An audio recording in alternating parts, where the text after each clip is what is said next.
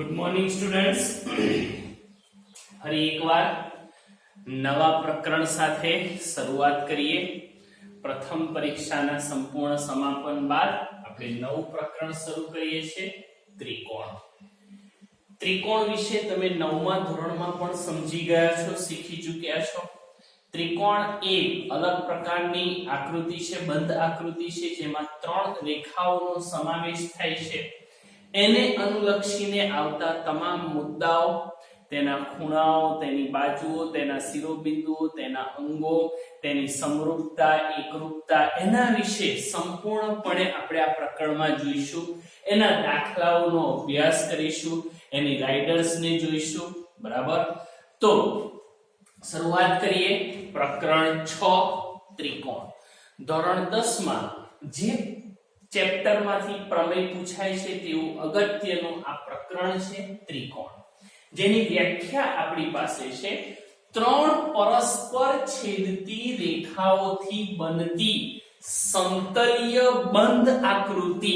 ધ્યાન આપજો, 3 પરસ્પર છેદતી રેખાઓથી બનતી સમતલીય બંધ આકૃતિને ત્રિકોણ કહે છે. આ 3 રેખાઓ કઈ કઈ છે? પહેલી રેખા AB, બીજી રેખા BC અને ત્રીજી રેખા AC. 3 રેખાઓ પરસ્પર એકબીજાને છેદે છે, જેના કારણે ABC એકબીજાને જોડતા જે બંધ આકૃતિ રચાય છે, આ બંધ આકૃતિ એટલે આપણો ત્રિકોણ. આ ત્રિકોણ જે છે એ ત્રિકોણના કુલ અંકો કયા? ત્રિકોણના સંદર્ભમાં. ફક્ત એક જ ત્રિકોણ નથી હોતો, આપણે એને નામ આપ્યું છે ત્રિકોણ ABC. તમે એને PQR નામ આપી શકો છો, XYZ નામ આપી શકો છો, કોઈ પણ નામ આપી શકો છો. ત્રિકોણ ABC ના સંદર્ભમાં તેની બાજુઓ, તો ત્રિકોણ ABC ની પહેલી બાજુ AB, બીજી બાજુ BC, ત્રીજી બાજુ AC. 3 બાજુઓ મળી ગઈ. કઈ ગઈ? AB, BC અને AC. તમારે ફૂટપટ્ટી અને પેન્સિલ વડે સરસ રીતે આકૃતિ દોરવાની રહેશે, ધ્યાનમાં રાખજો. બરાબર? જેમ તેમ દોરવાની નથી, આ તમારે સમજાવવાનું છે એટલે હું એની પર મૂટી રહ્યો છું. ખૂણાઓ, તો પહેલો ખૂણો ABC, બીજો ખૂણો BCA અને ત્રીજો ખૂણો CAB. ત્રિકોણના 3 શિરોબિંદુઓ A, B અને C એ ત્રિકોણના 3 શું છે? શિરોબિંદુઓ. હેતુલક્ષી પ્રશ્નો, ખાલી જગ્યા ખરા ખોટામાં જો તમને પૂછે કે ભાઈ ત્રિકોણના અંગો કેટલા, તો ટોટલ કેટલા અંગો થશે? એના 6 અંગો. તમે ભૂતકાળમાં પણ આ બાબત શીખ્યા છો, અગાઉના ધોરણોમાં પણ તમે આનો અભ્યાસ કરેલો હશે.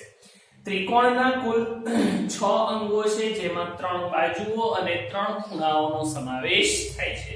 આ 3 બાજુઓ અને 3 ખૂણાઓ દરેક આકૃતિમાં નામ પ્રમાણે જુદા જુદા હોઈ શકે. આપણે ત્રિકોણ ABC ની અંદર 3 બાજુઓ AB, BC અને AC લીધી છે. ખૂણાઓમાં ખૂણો ABC, ખૂણો BCA અને ખૂણો CAB એ રીતે લીધેલું છે. A, B અને C એ આપેલ ત્રિકોણ ABC ના સંદર્ભમાં શું છે? શિરોબિંદુઓ છે. તો વ્યવસ્થિત રીતે આટલું દરેક વિદ્યાર્થી જોઈ લો, સમજી લો. આગળ વધીએ. નેક્સ્ટ થિયરી જોઈએ, અંતર્ગત ખૂણો. અંતર્ગત ખૂણો એટલે શું? આપણે ત્રિકોણના સંદર્ભમાં તેની બાજુઓ અને ખૂણાઓ વિશેને અભ્યાસ કર્યો. બાજુઓ કોને કહેવાય, ખૂણાઓ કોને કહેવાય, શિરોબિંદુઓ કોને કહેવાય, એ હમણાં જોઈ ગયા. અંતર્ગત ખૂણો એટલે શું? તો જુઓ, અહીંયા ધ્યાન આપજો. ત્રિકોણની 2 બાજુનો સામાન્ય અંત્યબિંદુ દ્વારા દર્શાવાતો ત્રિકોણનો ખૂણો.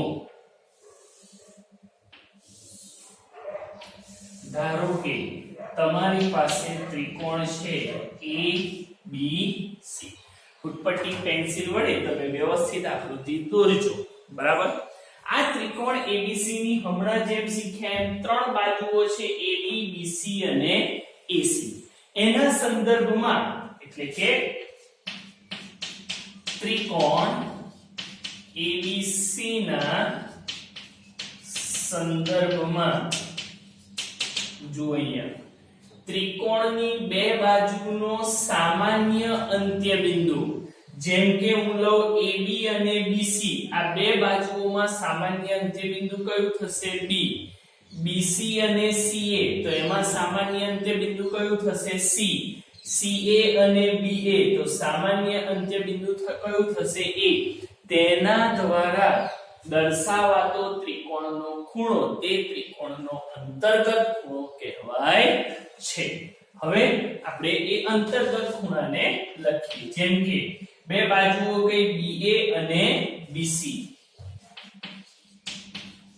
બાજુઓ BA અને BC નો અંતર્ગત ખૂણો કયો થશે B એ સામાન્ય અંત્યબિંદુ પણ છે એ જ રીતે CA અને CB બાજુઓ CA અને CB દ્વારા દર્શાવાતો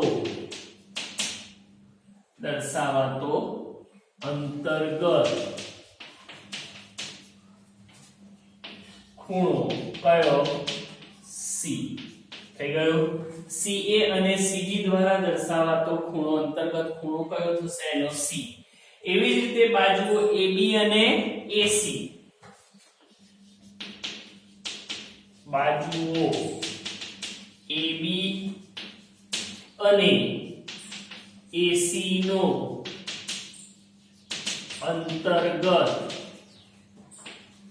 ખૂણો કયો થશે ક્લિયર તો અંતર્ગત ખૂણો એટલે ફરી એકવાર ત્રિકોણની બે બાજુનો સામાન્ય અંત્યબિંદુ દ્વારા દર્શાવાતો ત્રિકોણનો ખૂણો એ ત્રિકોણના સંદર્ભમાં અંતર્ગત ખૂણા તરીકે ઓળખાય છે હવે અંતર્ગત બાજુઓ નેક્સ્ટ જોઈએ જોતા રહેજો ત્રિકોણના આપેલા બે ખૂણાની અંતર્ગત બાજુ એટલે તે ત્રિકોણના ત્રીજા ખૂણાની સામેની બાજુ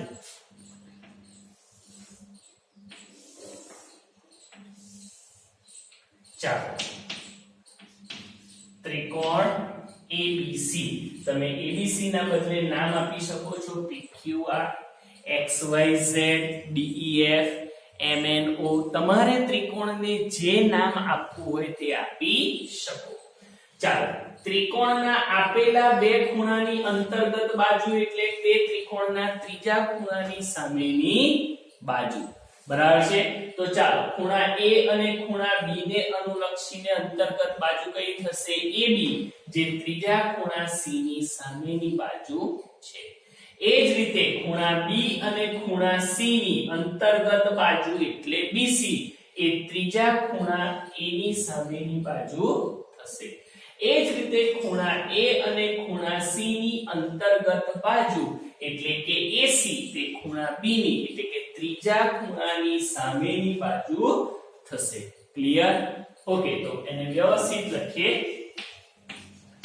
ખૂણા A અને ખૂણા B ની અંતર્ગત બાજુ કઈ છે AB છે બોલો પહેલો મુદ્દો ક્લિયર ખૂણા A અને ખૂણા B ની અંતર્ગત બાજુ કઈ AB કહેવાય એવી જ રીતે ખૂણા B અને ખૂણા C ની અંતર્ગત બાજુ BC છે અને એ જ રીતે ખૂણા A અને ખૂણા C ની ખૂણા A અને ખૂણા C ની અંતર્ગત બાજુ AC છે બોલો ક્લિયર થયો શું કહેવા માંગે છે થિયરી ખ્યાલ આવ્યો બરાબર અંતર્ગત ખૂણાઓ અને અંતર્ગત બાજુઓ ત્રિકોણની આકૃતિ આપે, ત્રિકોણની આકૃતિને PQR XYZ એવું નામ આપે અને એના આધારે તમને એની અંતર્ગત બાજુ અને અંતર્ગત ખૂણો શોધવાનું કહી શકે છે. તો દરેક વિદ્યાર્થી સરસ રીતે બંને આકૃતિ લખી આટલું જે લખાવ્યું છે એ બધું સંપૂર્ણ નોટબુકમાં લખી દો અને આટલું વ્યવસ્થિત જોઈ લો. નેક્સ્ટ જોઈએ હવે ત્રિકોણના ખૂણાની સામેની બાજુ. આપેલો ત્રિકોણ છે એ ત્રિકોણના ટોટલ 3 ખૂણા છે. કોઈ પણ ખૂણાની સામેની બાજુ કઈ રીતે લખી શકાય જેની વ્યાખ્યા જોઈએ.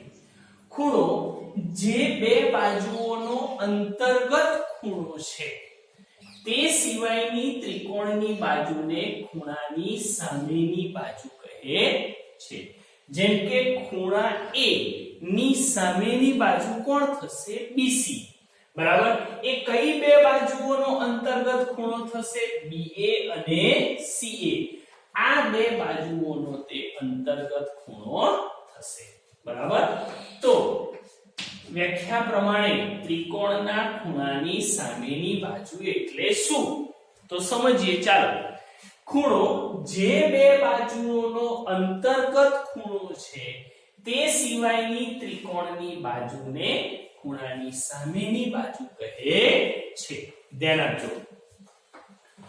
ખૂણો A ની સામેની બાજુ કોણ થશે? BC. ખૂણો A કોનો કોનો અંતર્ગત ખૂણો છે? BA અને CA નો શું છે? અંતર્ગત ખૂણો. ક્લિયર? ચાલો એ જ રીતે ખૂણો B, ખૂણા B ની સામેની બાજુ. ચાલો B ની સામેની બાજુ એટલે કોણ? AC. એ જ રીતે C ની સામેની બાજુ એટલે AB. ખૂણા C ની સામેની બાજુ AB છે. બોલો ખ્યાલ આવ્યો? તમે કોઈ પણ ખૂણો લેશો તો એ બાકીની બે બાજુઓનો અંતર્ગત ખૂણો તો થશે. B ખૂણો લઈએ તો AB અને BC નો અંતર્ગત ખૂણો થાય. C ખૂણો એ BC અને AC નો અંતર્ગત ખૂણો થશે. કઈ રીતે અંતર્ગત ખૂણો થાય ખ્યાલ આવ્યો? લાસ્ટ ટાઈમ એક વ્યાખ્યામાં જોશું. ત્રિકોણના ખૂણાની સામેની બાજુ એટલે શું? તો એવો ખૂણો જે બે બાજુઓનો અંતર્ગત ખૂણો છે તે સિવાયની ત્રિકોણની બાજુને ખૂણાની સામેની બાજુ કહે છે. A ની સામેનો ખૂણા A ની સામેની બાજુ BC, ખૂણા B ની સામેની બાજુ AC અને ખૂણા C ની સામેની બાજુ AB છે. બોલો ક્લિયર? આ રીતે તમને ત્રિકોણ PQR આપ્યો હોય, ત્રિકોણ XYZ આપ્યો હોય, આકૃતિ તમને પરીક્ષામાં ગમે તે આપી શકે છે. તમને કોઈ પણ વસ્તુ કહી શકે છે અને હેતુલક્ષી પ્રશ્નોમાં એને પૂછી શકે છે. ચાલો. ત્રિકોણની બાજુની સામેનો ખૂણો. તો ત્રિકોણની બાજુની સામેનો ખૂણો કોને કહેવાય? ત્રિકોણની બાજુની સામેનો ખૂણો એટલે બાકીની બે બાજુઓનો અંતર્ગત ખૂણો. ચાલો એના સંદર્ભમાં આપણે એક આકૃતિ દોરીએ. ધારો કે આપણી પાસે છે ત્રિકોણ ABC. ત્રિકોણની બાજુની સામેનો ખૂણો એટલે આ બાબત આપણે ત્રિકોણ ABC ના સંદર્ભમાં જોઈએ. ચાલો ત્રિકોણ ABC ના સંદર્ભમાં ચાલો બાકીની બે બાજુઓનો અંતર્ગત ખૂણો જેમ કે BC ની સામેનો ખૂણો કયો થશે? A. બાજુ BC ની સામેનો ખૂણો, ચાલો શબ્દોમાં લખીએ, સામેનો ખૂણો A. ક્લિયર? ત્રિકોણની બાજુની સામેનો ખૂણો એટલે ત્રિકોણ ABC ની બાજુ BC અને એની સામેનો ખૂણો A એટલે કે બાકીની બે બાજુઓનો અંતર્ગત ખૂણો. આ ખૂણો A એ કઈ બે બાજુઓનો અંતર્ગત ખૂણો થશે? BA અને CA નો તે અંતર્ગત ખૂણો થશે. ચાલો એ જ રીતે બાજુ લઈએ AC. સાંભળજો, બાજુ AC ની સામેનો ખૂણો, AC ની સામેનો ખૂણો કયો થશે? B. બાજુ AC ની સામેનો ખૂણો B. ચાલો એ જ રીતે બાજુ AB ની સામેનો ખૂણો કયો થશે? C. તો શું જોઈ લીધું આપણે આજે? ત્રિકોણની બાજુની સામેનો ખૂણો અને ત્રિકોણના ખૂણાની સામેની બાજુ બંને એકબીજાના રિવર્સ સમજો તો પણ ચાલે. એકવાર ખૂણાની સામેની બાજુ અને બીજી વાર ત્રિકોણની બાજુની સામેનો ખૂણો. આ રીતે તમને કોઈ પણ આકૃતિ આપે, કોઈ પણ નામ આપે, કોઈ પણ ત્રિકોણ આપે, તમે એના સંદર્ભમાં એટલું સમજી શકો છો. કોઈ પણ થિયરી ભલે લખો, તમારે ફૂટપટ્ટી પેન્સિલનો ઉપયોગ કરીને જ આકૃતિ દોરવાની. ચાલો ફરી એકવાર આટલું જોઈ લો. નેક્સ્ટ થિયરી છે એકરૂપ આકૃતિઓ. એક્ચ્યુઅલી બે છે ઓપોઝિટમાં. બીજી થિયરી છે સમરૂપ આકૃતિ. એકરૂપ આકૃતિઓ અને સમરૂપ આકૃતિઓ વચ્ચેનો મેજર ડિફરન્સ કયો? બંને આકૃતિઓ એકબીજાથી કઈ રીતે જુદી પડે એને સમજીએ પહેલા આપણે. ચાલો, એકરૂપ આકૃતિઓ, તો જે બે આકૃતિઓના આકાર અને કદ બંને સમાન હોય તેને એકરૂપ આકૃતિઓ કહે છે. જેના આકાર અને કદ બંને સમાન હોય. જેમ કે આપણી પાસે બે ત્રિકોણ છે. પહેલો ત્રિકોણ લઉં છું ABC, બીજો ત્રિકોણ લઉં છું PQR. ચાલો, બંને આકૃતિઓમાં પહેલી આકૃતિ છે ત્રિકોણ ABC ની અને બીજી આકૃતિ છે ત્રિકોણ PQR ની. બંનેના આકાર સમાન છે. ધારો કે AB બાજુનું માપ 6, BC નું માપ 5, AC નું માપ 7, PQ 6, QR 5 અને PR નું માપ છે 7. એટલે કે અનુક્રમે બધી બાજુઓના માપ AB અને PQ ના માપ સરખા છે, BC અને QR ના માપ સરખા છે, AC અને PR ના માપ કેવા છે? સરખા છે. એટલે કે આ બંને આકૃતિઓના આકાર અને તેમના કદ સમાન હોવાથી આપેલી બે આકૃતિઓ એકરૂપ આકૃતિઓ તરીકે ઓળખાય છે. ઉદાહરણો જોઈએ. આવા તમે અસંખ્ય ઉદાહરણ જાતે પણ બનાવી શકો છો. એવું નથી કે અહીંયા આપ્યા એ જ તમે ઉદાહરણ લઈ શકો. તમારી જાતે પણ તમે વિચારી શકો છો. ચાલો પહેલું ઉદાહરણ લઈએ. સમાન ત્રિજ્યાવાળા તમામ વર્તુળો. જેની ત્રિજ્યા સમાન છે, તમે બે વર્તુળ દોરો છો અને બંને વર્તુળની ત્રિજ્યા 4-4 સેમી લો છો, તો આપેલા બંને વર્તુળો, ધારો કે O કેન્દ્રવાળા વર્તુળની ત્રિજ્યા 4 સેમી અને P કેન્દ્રવાળા વર્તુળની ત્રિજ્યા 4 સેમી, તો બંને આકૃતિઓ કેવી થશે? એકરૂપ આકૃતિઓ. કારણ કે બંનેના આકાર અને કદ કેવા થશે? સમાન થશે. એ રીતેનું બીજું ઉદાહરણ, સમાન બાજુવાળા બધા ચોરસ. ચોરસની આમ તો બધી બાજુઓના માપ સમાન હોય, પણ બે આકૃતિઓ આપી હોય, જેમ કે એક ચોરસ આપી હોય ABCD અને બીજું ચોરસ આપ્યું હોય PQRS. તેની કોઈ એક બાજુનું માપ 5 સેમી હોય, એટલે કે ચોરસની બધી બાજુઓના માપ 5-5 સેમી થશે. એટલે કે ચોરસ ABCD અને ચોરસ PQRS. એટલે બંને આકૃતિઓ કેવી કહેવાશે? એકરૂપ આકૃતિઓ. તો એકરૂપ આકૃતિઓના સંદર્ભમાં આ બાબત હંમેશા યાદ રાખજો. જે બે આકૃતિઓના આકાર અને કદ સમાન હોય તે બે આકૃતિઓ એકરૂપ આકૃતિઓ તરીકે ઓળખાય છે. જેના મેં બે ઉદાહરણ કહ્યા છે. માત્ર બે ઉદાહરણ નથી, આવા અસંખ્ય ઉદાહરણ તમારી જાતે પણ બનાવી શકો છો. ઓકે, ચાલો આ નોંધ ખાસ યાદ રાખજો. એકરૂપ આકૃતિઓ હંમેશા સમરૂપ હોય જ. જે આકૃતિઓ એકરૂપ હોય તે હંમેશા કેવી હોય? સમરૂપ હોય જ. આ બાબત હંમેશા માટે યાદ રાખજો. ક્લિયર? ચાલો હવે જોઈએ સમરૂપ આકૃતિઓ. એકરૂપ આકૃતિઓ આવડે તો સમરૂપ આકૃતિઓ એના કરતા થોડીક જુદી એની ડેફિનેશન છે, સરળતાથી આપણને ફાવે. જે બે આકૃતિઓના આકાર સમાન હોય પરંતુ કદ અસમાન હોય. પેલામાં શું હતું? આકાર અને કદ બંને સમાન હતા, જ્યારે અહીંયા આકાર સરખા હોય પરંતુ કદ અસમાન હોય તેમને સમરૂપ આકૃતિઓ કહે છે.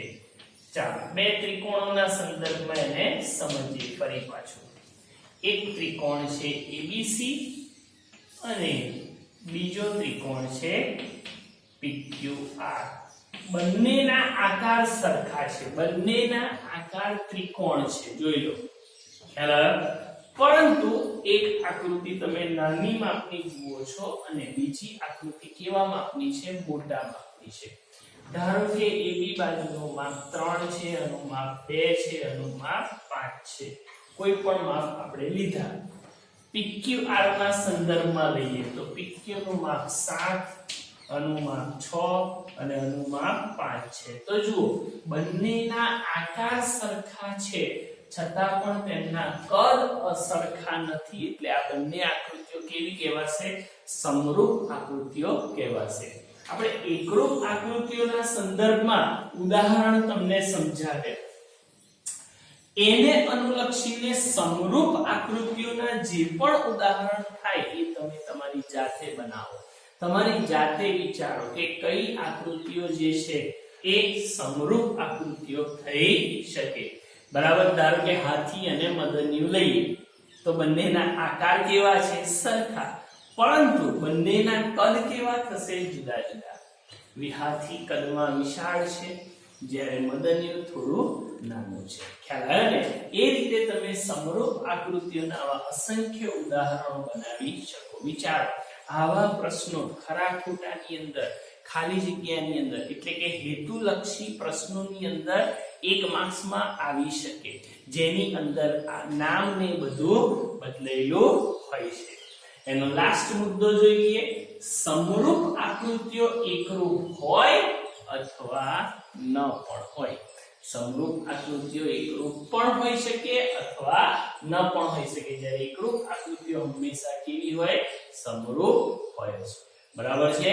તો આ લેક્ચરમાં તમે જે ત્રિકોણ વિશેની થિયરી શીખ્યા એ સમગ્ર થિયરી તમારી નોટબુકમાં લખી અને સમગ્ર વર્ક ક્લાસ ટીચરને સેન્ડ